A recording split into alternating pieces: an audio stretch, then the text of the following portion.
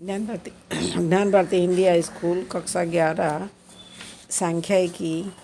अब lesson number 4 चलेंगे। उसमें अपकिरण लेसन का नाम है अपकिरण। अब अपकिरण के अंदर अपकिरण का अर्थ देखें। इससे पहले अपने 3 लेसन चल चुके। उसके अंदर अपने वर्गीकरण, कोष्ठक रचना, केंद्रीय स्थिति के माप, औसत जैसी बातों का अपने अध्ययन किया है। अब केंद्रीय स्थिति या औसत का कोई भी माप सूचना का सारांश के केंद्रीय वस्तु प्रस्तुत करता माप है, परंतु ऐसा संभव नहीं है कि कुल अवलोकन औसत माप के अवलोकन के अत्यंत पास हो या कुछ अवलोकन उस माप से अधिक दूरी पर आए हो। ये अपने जान नहीं सकते हैं कि समष्टि के इकाइयों का मध्यवर्तीय माप से अवलोकन किस प्रकार से फैले हुए, यह भी जानना अत्यंत जरूरी होता है। इसलिए अपने अपकिरण के माप के बारे में समझेंगे। अब अपकिरण की परिभाषा। अपकिरण का अर्थ, अपकिरण किसे कहते हैं कि सूचना के अवलोकनों का औसत माप से कितने अंतर पर प्रसरे या फैले या बिखरे हुए हैं, उसके माप को अपकिरण कहते हैं। मतलब अपने सूचना के अवलोकन जो होते हैं वो अवलोकनों का अपना औसत माप निकालते हैं और वह कितने अंतर तक फैले हुए हैं उसको मापने को अपने अपकिरण कहते हैं। अब अपनी अपकिरण की परिभाषा दी है। अपकिरण की परिभाषा स्पिगलर के मतानुसार कि अपकिरण अर्थात क्या कि सूचना के औसत माप के इधर गिधर उसके अवलोकन कितने प्रमाण में फैले हुए हैं वह प्रदर्शित करता मूल्य, यानी अपकिरण के माप के अंदर जो औसत का माप है आसपास कितने अवलोकनों तक फैला हुआ है वह प्रदर्शित करता जो मूल्य है उसे अपने अपकिरण या चलन कहते हैं। अब अपकिरण की जो लक्षण है कि अपकिरण के मुख्य लक्षण क्या है। एक तो अपकिरण की परिभाषा समझ सके और सरल स्पष्ट रूप से निश्चित हो सके ऐसी होनी चाहिए। दूसरा कि गणना सरल समझने में स्पष्ट होनी चाहिए। तीसरा है कि गणना में सूचना के सभी अवलोकनों का उपयोग होना चाहिए। फिर बेसिक क्रियाओं एवं सांख्यिक गणनाओं के लिए अनुकूल होनी चाहिए। चौथा पांचवा के न्यायादर्श के सापेक्ष में स्थिर माप होना चाहिए और उसके मूल्य पर सूचना के अति बड़े और अति छोटे अवलोकन का प्रभाव कम होना चाहिए। यानी अपकिरण के लक्षण के अंदर परिभाषा स्पष्ट निश्चित होनी चाहिए, सभी अवलोकनों का उपयोग होना चाहिए, उसका माप गणना अपने बेसिक रीत से और सांख्यिक रीत से कर सके ऐसे अनुकूल होनी चाहिए और उसके जो मूल्य है वो सूचना के मूल्य अति बड़े या अति छोटे अवलोकनों का प्रभाव कम होना चाहिए। अब अपने अपकिरण के निरपेक्ष और सापेक्ष माप के दृष्टिकोण से अपने अपकिरण के निरपेक्ष माप किसे कहते हैं कि जिस अपकिरण माप को सूचना के अवलोकनों को इकाई द्वारा प्रदर्शित किया जाए तो उस माप को अपकिरण का निरपेक्ष माप कहते हैं। कि जो जिस अपकिरण के माप को सूचना के अवलोकन की इकाई में, यानी निरपेक्ष माप को इकाई भी किलोग्राम में होनी चाहिए। 2 या 2 से अधिक सूचना समूहों के अवलोकन विविध इकाई वाले हो तो उसके अपकिरण की तुलना करने में निरपेक्ष माप उपयोगी नहीं बन सकता है, क्योंकि उनकी इकाई भिन्न भिन्न होती है। अब उसके अंदर जो अपने एक उदाहरण के रूप में देखें तो एक पाठशाला में जो विद्यार्थियों का वजन किलोग्राम में और ऊंचाई सेंटीमीटर में दी हो तो विद्यार्थी के वजन और ऊंचाई की सूचना में से किसका अपकिरण अधिक है उसके जानने हेतु उसके निरपेक्ष माप प्राप्त करें तो वजन की सूचना में रहे अपकिरण निरपेक्ष माप की इकाई किलोग्राम में होगी, जबकि ऊंचाई सूचना में रहे अपकिरण के निरपेक्ष माप की इकाई सेंटीमीटर में होती है। यानी दोनों निरपेक्षों की इकाई मूल्य अलग अलग है, इसलिए उसकी तुलना अपने निरपेक्ष माप के द्वारा नहीं कर सकते। यानी निरपेक्ष माप में इकाई कैसी होनी चाहिए, एक समान होनी चाहिए। अब सापेक्ष माप। अब सापेक्ष माप की परिभाषा क्या है कि अपकिरण का जो माप इकाई से मुक्त हो उसे अपकिरण का सापेक्ष माप कहते हैं। यानी दो या दो से अधिक जो सूचना है उसके समूहों के अवलोकनों की इकाइयाँ भिन्न भिन्न हो तब उनके अपकिरण की तुलना सापेक्ष माप द्वारा ही की जाती है। अब सामान्य रूप से अपकिरण के जो समूह के अवलोकनों में रहे अपकिरण के निरपेक्ष माप और समूह के अवलोकनों के योग्य औसत के गुणोत्तर को अपकिरण का सापेक्ष माप कहते हैं। यानी समूह के अवलोकनों में रहे अपकिरण के निरपेक्ष माप और समूह के अवलोकनों के योग्य औसत के गुणोत्तर को अपकिरण का क्या कहते हैं? सापेक्ष माप कहते हैं। अब सापेक्ष अपकिरण के जो सापेक्ष माप को अपकिरणांक भी कहते हैं। कि अपकिरण का जो सापेक्ष माप है उसको दूसरा क्या नाम से पहचानते हैं? अपकिरणांक के नाम से भी जाना जाता है। और यह माप सूचना की इकाइयों से कैसी होती? मुक्त होती है। अब अपने अपकिरण के माप सापेक्ष माप का अध्ययन, निरपेक्ष और सापेक्ष दोनों का अध्ययन हो जाता है। अपकिरण के माप कितने हैं? 4। पहला है विस्तार, दूसरा है चतुर्थक विचलन, तीसरा है औसत विचलन, चौथा है प्रमाप विचलन। अब अपने लेसन नंबर 3 के अंदर तो चतुर्थक तो सीख गए हैं, Q1, Q2, Q3, D1, D2 और P। अब यहाँ पे चतुर्थ विचलन अपकिरण के स्थानिक माप कहे जाते हैं। विस्तार और जो चतुर्थ विचलन है ये अपकिरण के कैसे माप कहे जाते हैं? स्थानिक माप कहे जाते हैं, क्योंकि ये सूचना में चढ़ते क्रम में गठित किए गए अवलोकनों के स्थान पर आधारित होते हैं। और औसत विचलन और प्रमाप विचलन को हम विचलनों का सारांश प्रदर्शित करता माप है, इसलिए दोनों माप अवलोकनों के केंद्रीय माप के लिए विचलनों पर आधारित है। अब अपने पहले जो 4 माप दिया है, विस्तार, चतुर्थ विचलन, औसत विचलन, प्रमाप विचलन, उसके बारे में पहले विस्तार के बारे में सवाल हल करेंगे, फिर चतुर्थ विचलन में जाएंगे। अब विस्तार की परिभाषा क्या है? कि जो सूचना दी होती है सूचना के सबसे बड़े और सबसे छोटे अवलोकनों के बीच के अंतर को अपने विस्तार कहते हैं।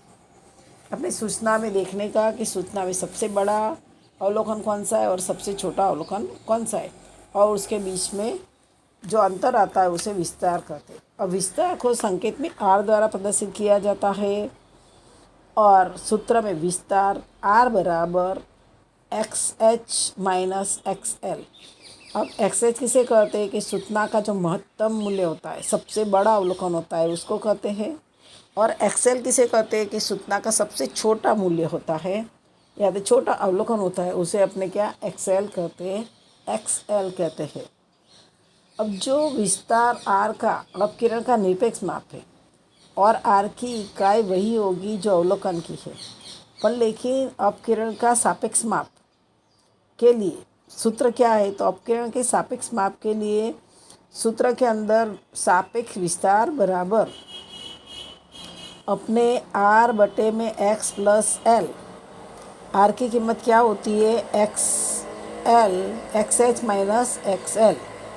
तो अपने सापेक्ष विस्तार का सूत्र देखें। अब सापेक्ष विस्तार का सूत्र में 2 रिश्ते लिख सकते हैं, R बटे में XH प्लस XL। अब R अपने पहले ज्ञात कर देते, विस्तार ज्ञात करते। विस्तार का सूत्र XH माइनस XL है, या तो तुम सापेक्ष विस्तार में XH माइनस XL बटे में XH प्लस XL का उपयोग करके भी कर सकते। अब सापेक्ष विस्तार को विस्तारांक भी कहते हैं, यानी सापेक्ष विस्तार को विस्तारांक कहते हैं और वह इकाई से कैसे होते हैं? मुक्त होते हैं। अब अपने पहले उदाहरण नंबर 1 देखेंगे। अब उदाहरण नंबर 1 के अंदर एक बैट्समैन द्वारा अंतिम क्रिकेट के 10 मैच में क्रमशः 48, 75, 37, 52, 93, 81, 25, 72, 18 और 60 रन है। इस सूचना पर से उसके रन का विस्तार और विस्तारांक का परिगणन कीजिए, यानी विस्तारांक ज्ञात कीजिए। अब पहले सवाल हल करने से पहले क्या करना पड़ेगा तुम लोगों को, एक्स एच यानी सबसे बड़ा अवलोकन कौन सा है वो ढूंढना पड़ेगा। अपने सवाल के अंदर सबसे बड़ा अवलोकन 93 है, तो उसको अपने एक्स एच मानेंगे। और एक्सेल में सबसे छोटा 18 है, तो उसको एक्स एल मानेंगे 18। अपने पहले सबसे बड़ा अवलोकन और सबसे छोटा अवलोकन ज्ञात करना पड़ेगा। सबसे बड़ा सबसे छोटा अवलोकन ज्ञात करने के बाद में सूत्र लिख के सवाल हल करना है। विस्तार बराबर लिखना एक्स एच माइनस एक्सेल। अब एक्स एच कितना आपने ढूंढा 93 ने, एक्सेल कितना ढूंढा 18। अपने 93 में से 18 माइनस कर दो तो कितना आएगा 75। ये अपने को मिला विस्तार, यानी आर अपने को मिला 75 रन्स। अब अपने को विस्तारांक भी बोला है। विस्तारांक या तो सापेक्ष विस्तार, तो अपने क्या करेंगे आर बटे में एक्स एच प्लस एक्सेल लेके सूत्र लेके भी कर सकते, क्योंकि अपने आर ज्ञात कर दिया है। आर ज्ञात कर दिया तो आर अपने पास में कितना है 75, तो आर 75 अपने लिख दिया। और बटे में X H plus X L, X H कितना है 93 है और एक्सेल है 18, तो 93 प्लस 18 कर दो तो 111 आएगा। तो 75 को 111 से भाग दे दो, 75 भागा 111 कैल्सी में कर देने का, तो 0.6757। अब यहाँ पे 0.68 विस्तारांक आया, क्योंकि दशमलव के बाद जो दो संख्या उसके बाद में तीसरी संख्या 5 है। जो यदि दशमलव के बाद में या तो संख्या में 5 पीछे का अंक 5 से अधिक हो तो आगे के अंक में 1 जोड़ा जाता है, इसलिए 68 हो जाएगा। वो पहले प्राइमरी बेस में सीखे हैं, यानी विस्तारांक 0.68 आएगा। यानी बैट्समैन के रन रेट का विस्तारांक कितना रहेगा 0.68 रहेगा। अब जो उदाहरण नंबर 2 में क्या है कि एक कारखाने के कामदारों का मासिक वेतन की निम्नलिखित सूचना से उनके वेतन का विस्तार एवं विस्तारांक की गणना कीजिए। अब यहाँ पे आपने क्या दिया, मासिक वेतन दिया है 3,500, 4,000, 5,000, 7,500, 10,000, 12,000 और कामदारों की संख्या 3, 21, 30, 19, 6 और 5 दिए। ये जो असतत आवृत्ति वितरण में, अब यह असतत आवृत्ति वितरण में चर मूल्य से स्पष्ट है कि एक्स एच मासिक वेतन में देखने का सबसे बड़ा अवलोकन कितना है, मतलब मूल्य कौन सा है। तो अपने 12,000 है तो उसको एक्स एच बराबर 12,000 और एक्सेल यानी सबसे छोटा 3,500। तो अपने सबसे बड़ा अवलोकन सबसे छोटा अवलोकन ढूंढ लिया। लिखने का एक्स एच बराबर 12,000 और एक्सेल बराबर 3,500। फिर अपने विस्तार ज्ञात करेंगे। विस्तार का सूत्र लिखेंगे आर बराबर X H minus X L. X H 12,000, X L 3,500।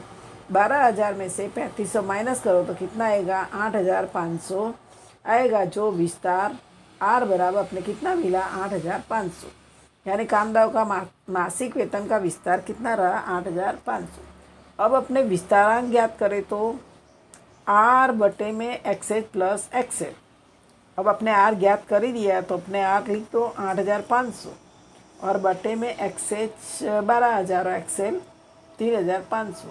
तो दोनों को 12,000 प्लस 3,500 करोगे तो कितना आएगा 15,500। अब 8,500 को 15,500 से भाग दे दो, भाग देंगे तो कितना आएगा 0.5484। अपने हमेशा दशमलव का 2 संख्या तक का आंसर में उत्तर लिखने का 0.55 हो जाएगा। विस्तारांक कितना मिला आपने 0.55, यानी कामदारों का मासिक वेतन का विस्तारांक 0.55। अब अपने तीसरा उदाहरण जो है कि किसी एक फैक्ट्री में उत्पादित वस्तुओं उनके वजन अनुसार अलग अलग खोखे में रखे जाते हैं। निम्नलिखित दी सूचना से खोखे के वजन का विस्तारांक की गणना कीजिए। अपने वजन किलोग्राम में दिया है 10 से 15, 15 से 20, 20 से 25, 25 से 30, 30 से 35 और इसमें खोखे की संख्या है 8, 15, 26, 47 और 4। ये सतत आवृत्ति वितरण, जो ये वाला पहला दिखा है वो असतत था। जब वर्ग लंबाई ऐसे आ जाए कि 10 से 15 के 0 से 10, तो ये क्या मानने का, सतत आवृत्ति वितरण मानने का। अब इस सवाल के अंदर विस्तार ढूंढने के अंदर सतत आवृत्ति में प्रथम वर्ग की अधसीमा, प्रथम वर्ग की अधसीमा सबसे छोटा, यानी सबसे छोटा अवलोकन कितना हो जाएगा प्रथम वर्ग में 10, तो XL कितना हो जाएगा 10। और अंतिम वर्ग की ऊर्ध्व सीमा, अंतिम वर्ग की ऊर्ध्व सीमा एटले 35, वे सबसे बड़ा अवलोकन कितना हो गया 35, यानी सबसे छोटा अवलोकन अधसीमा और सबसे बड़ा अवलोकन में ऊर्ध्व सीमा लेने की। तो अपने XH मिल गया 35, XL मिला 10, तो उसके ऊपर से अपने विस्तार ज्ञात कर सकते हैं कि XH माइनस XL, XH कितना है 35 और XL कितना है 15, तो 35 में से 10 गया तो कितना बचेगा 25, बराबर कितना मिलेगा 25 किलोग्राम, यानी खोखे में रहे वजन का विस्तार कितना है 25 किलोग्राम है। उसके ऊपर से आप सापेक्ष विस्तार ज्ञात करना है। सापेक्ष विस्तार ज्ञात करने के लिए R बटे में XH प्लस XL, R कितना मिला आपने 25 और XH प्लस XL कितना मिला 35 प्लस 10, तो 45 हो जाएगा। तो 25 को 45 से भाग दे दो तो कितना मिलेगा 0.555, यानी सापेक्ष विस्तार 0.56, यानी खोखे में रहे वजन का विस्तारांक 0.56 रहेगा। उदाहरण नंबर 4 के अंदर एक पाठशाला के 50 विद्यार्थियों द्वारा एक परीक्षा में प्राप्त किए प्राप्तांक के निम्नलिखित आवृत्ति वितरण से विस्तार एवं विस्तारांक की गणना कीजिए। अब प्राप्तांक अपने पास में 50 से 59, 60 से 69, 70 से 79, 80 से 89, 90 से 99। अब ये आवृत्ति वितरण में देखोगे सबसे बड़ा ऊर्ध्व सीमा कितनी है 99 और सबसे छोटा अवलोकन अधः सीमा का 50, यानी XS मिला अपने 99, XL मिला अपने को 50।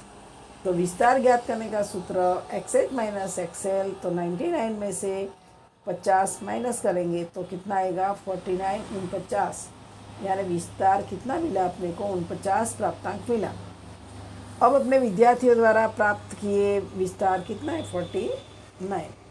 अब अपने विस्तारांक ज्ञात करेंगे तो R बटे में XH प्लस XL, तो R अपने कितना मिला है 49 और XH प्लस XL कितना मिला है 99 प्लस 50, तो 149 हो जाएंगे। तो 99 को 49 को 149 से भाग देने पर 49 भागा 149, तो कितना मिलेगा 0.3289, यानी विस्तारांक 0.33 रहेगा। अब यहाँ पे विस्तार का टॉपिक पूरा हो जाता है, क्योंकि विस्तार के अंदर सिर्फ दो ही चीज़ ध्यान रखने की है। खाली तुम लोग को सबसे बड़ा मूल्य कौन सा आता है, सबसे छोटा मूल्य वही ज्ञात करना है। और जो सतत आवृत्ति वितरण हो तो उसके अंदर जो वर्ग लंबाई दिए, तो उस वर्ग लंबाई के अंदर पहला जो दिया है वर्ग, उसके अंदर की अधः सीमा और लास्ट वाले की ऊर्ध्व सीमा लेने की।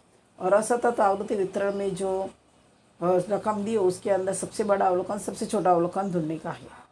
अब विस्तार के जो गुण और अवगुण में क्या है, तो विस्तार का गुण है विस्तार स्पष्ट रूप से परिभाषित है, अपने उसकी गणना सरलता से कर सकते हैं।